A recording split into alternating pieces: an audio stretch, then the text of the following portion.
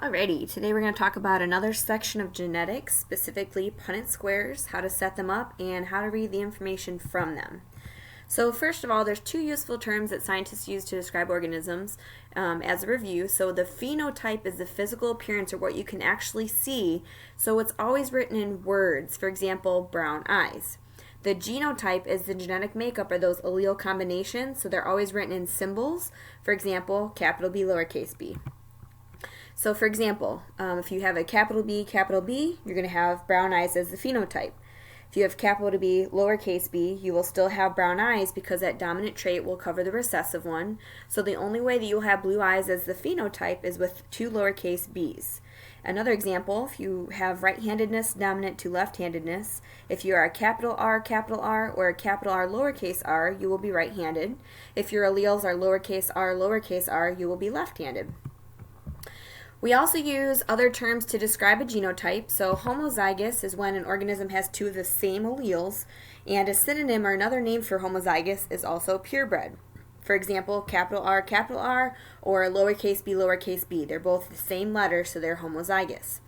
Heterozygous is when you have two different alleles. So this would be a synonym for hybrid, like a capital T, lowercase t. They're two different letters. So when we talk about Punnett squares, there's a lot of statistics and probability involved. So probability is the likelihood that an event will occur. So it's written as a fraction, as what happened over what is possible. So for example, a coin toss. To get heads over heads or tails would be 1 over 2, or 50% chance. So the theoretical probability is the chances of those events occurring that would occur under the ideal circumstances. So if you have a 6-sided die, in order to roll 5, you have a 1 in 6 chance. So that's one option out of 6 options if you are looking at the theoretical probability. Actual probability is the chances of something happening based on repeated testing. So basically you're looking at the number of times that it occurred over the number of times tested. Mendel was the first one to realize that probability is related to genetics, so he used it to predict genetic crosses. So Punnett squares are charts that are going to show all the possible combinations of those alleles when you have two different organisms that you are crossing. A Punnett square shows a monohybrid inheritance, so think of the stem mono. We're just looking at the inheritance of a single characteristic at a time. So the offspring will get one allele from the female and one from the male. So if we look at this example, you've got a male and a female, and then all of the probabilities of their genetic cross. So if we look at the examples from the offspring, the only possibility that that genotype can be from the male is capital D and lowercase d based on the offspring. If we look at this example, you have a cross of those parents, so the only possibility for the male cat would be a capital D, because all 4 of the offspring are going to get a capital D or dominant allele from the male, and then they each have a lowercase d or recessive allele from the female. When we set up Punnett squares, they're written like multiplication tables. So we put one genotype across the top and another genotype across the left-hand side, and then you cross them from the top and the left-hand side to figure out what you put in each box. So for example, your steps to set up your Punnett square. You draw a square and divide it into fourths. The alleles for one parent go on the top, the alleles for the other parent go down the side, specifically the left-hand side. And then the boxes are like the multiplication table. You get one allele across from each parent, and then you would get all 4 possibilities of each of the offspring. So here's our first example. We've got our square, we've set it up. The genotype for the male parent is a capital T, so we keep those together. We put them across the top. Notice that only one goes per box. And then the female parent is a capital T, lowercase t, so we put them across the left-hand side. So you have one letter in one box and one on the other.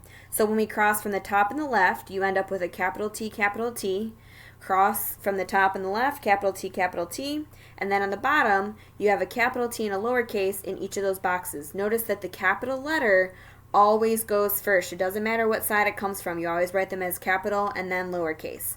So if we look at that example, the probability that their offspring will end up with a capital T for this trait is 2 out of 4 boxes, or 50%. The possibility of them having an offspring that is a capital T, lowercase t is 2 out of 4, or 50%.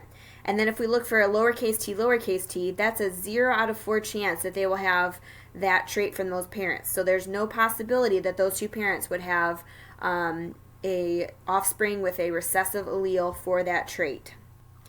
Okay, let's set up a Punnett square for these two cats. So you can see what the end result will be, but we're going to set it up. So you've got the dad as a capital D, capital D. The other parent is a lowercase d, lowercase d.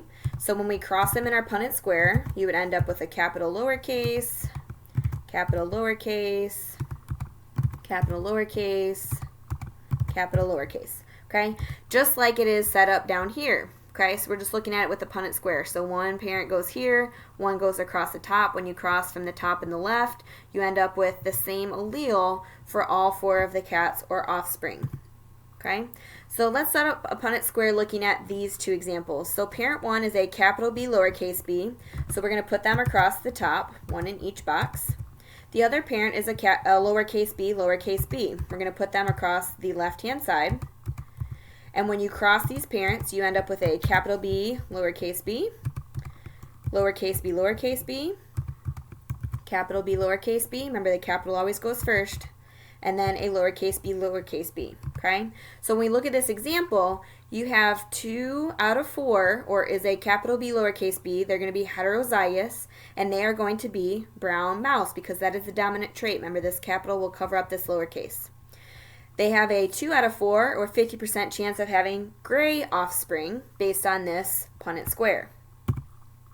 Let's look at another example. You have a black snake and a green snake that mate. Black is the dominant trait. The black snake is heterozygous, so that means that their genotype is going to be capital B, lowercase b. We know that the other snake is green, so in order to be that recessive trait, they would have to be a lowercase b, lowercase b. Remember, it's the same letter as the dominant trait. Okay? We're going to set up our Punnett square. So we're going to put the black snake across the left-hand side, the green snake across the top, lowercase b, and when we cross them, this is what we end up with. Whoops. Lowercase b, lowercase b, lowercase b, lowercase b. So when we look at a percent that is homozygous, meaning 2 of the same alleles, we have 1, 2, 2 out of 4, or 50% are homozygous. 1, 2, 50% are also heterozygous. Okay? What percent may be black based on this cross? You've got 1, 2 out of 4 that have that dominant allele that would end up as black snakes. And then 1, 2, you have also 50% that are going to be a possibility of green snakes because they have 2 of those recessive alleles. If you notice, when you're looking at these percentages, they're always going to be in quarters because we're looking out of 4 possibilities in a box. So your percentages can only ever be 0%, 25%, 50%, 75%, or 100%. Just something to keep in mind. Okay, another example, you've got parent 1 is a capital R, lowercase r. Parent 2 is a lowercase r, lowercase r. Red is the dominant trait. So we're going to put 1 parent across the top, 1 in each box. 1 parent across the side. And then when we cross their offspring, this is what we get.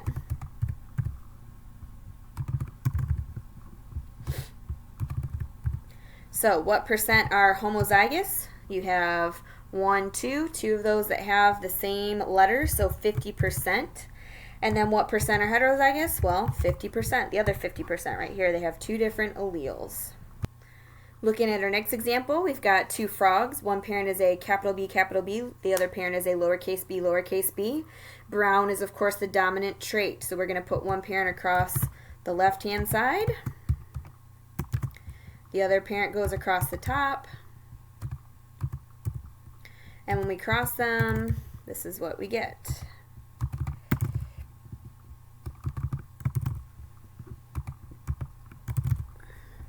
So what percent of the offspring are homozygous or have 2 of the same alleles? It's actually 0%. So what percent are heterozygous? 100%, because all 4 of them are heterozygous. What percent may be brown? Brown is our dominant trait. All 4 of them have that capital letter. So 100% of their offspring are going to be brown frogs. So what are the chances of them having an offspring that is a green frog? 0%, because none of those 4 squares have any that have 2 recessive alleles. Okay, let's look at one last example. A black sea turtle and a green sea turtle mate. Black is the dominant trait. The black sea turtle is heterozygous. We're going to draw a Punnett square to show the possible combinations that could occur. Now, it doesn't give us the genotype of these parents, but we can figure it out. The black sea turtle is heterozygous. So we know black is the dominant trait, so our letter is B. They're heterozygous, so they are a capital B, lowercase b.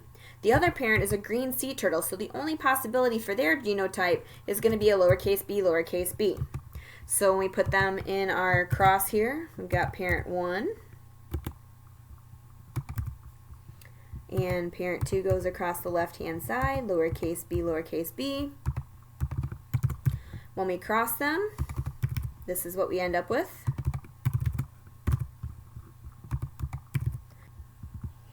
So what percent is homozygous? You have 2 out of 4, or 50% with the same alleles. So 50% would be heterozygous, this 50%. What percent may be black? There's a 50% chance that they have an offspring that is black sea turtle because they have 2 out of 4 with that capital or dominant allele. And then what percent are going to be green? 50% chance of having a green offspring based on these 2 recessive alleles. And that's how we set up Punnett squares and interpret the information from them to determine the possibilities for each genetic cross.